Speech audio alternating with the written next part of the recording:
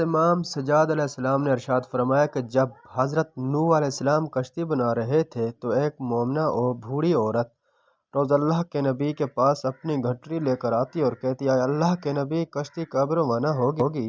حضرت نوح علیہ السلام فرماتے ابھی دیر ہے۔ وہ عورت شام تک بیٹھی رہتی اور پھر اٹھ کر چلی جاتی۔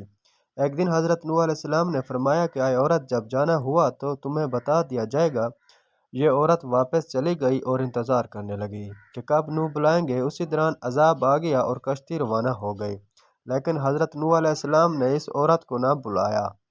ظاہری طور پر نوح علیہ السلام کو اس کو بھلانا بھلا دیا۔ طوفان تھما تو ایک دن حضرت نوح علیہ السلام کے دل میں محبت اٹھی کہ شہر کو دیکھوں جہاں سے چلا تھا۔ وہاں آئے اور قریب جا کر دیکھا تو ایک جھونپڑی میں دیا جل رہا تھا۔ حضرت نوح علیہ السلام نے یہ دیکھ کر چونک گئے کہ روئے زمین پر کوئی ایسا گھر بھی ہے کہ اتنے عظیم طوفان کے بعد بھی جس میں چراغ جل رہا ہے۔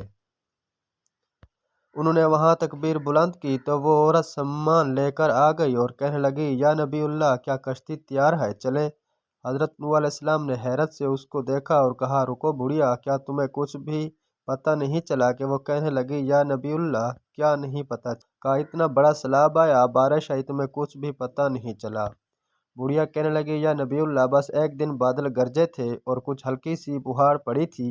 حضرت نوح علیہ السلام حیران ہو کر آسمان کی طرف دیکھنے لگا اور کہا میرے اللہ یہ کیا ماجرا ہے؟ اللہ تعالیٰ نے حضرت نوح علیہ السلام پر وحی بھیجی کہ اے میرے پیارے نبی، اس عورت کے دل میں چونکہ تمہاری محبت تھی اور تم نے اسے پابند کر دیا تھا اور چونکہ تمہارا اس سے وعدہ بھی تھا کہ نجات کی کشتی میں اسے لے جاؤ گے، تب جب کہ تم نے اپنا وعدہ پورا نہیں کیا، لیکن اے نوح میں تو تمہارے وعدے کا ذمہ دار تھا، اس لیے میں نے اسے بڑھیا تک عذاب پہنچنے ہی نہیں دیا۔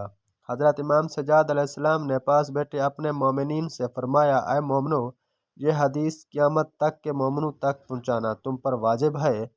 انہیں بتا دو کہ جس نے ہم سے محبت کی قیامت کا عذاب ضرور آئے گا، لیکن جیسے اس بوڑھیا کو پتہ نہیں چلا، ہمارے مومنوں کو بھی پتہ نہیں چلے گا کہ کب قیامت آئی اور کب چلی گئی۔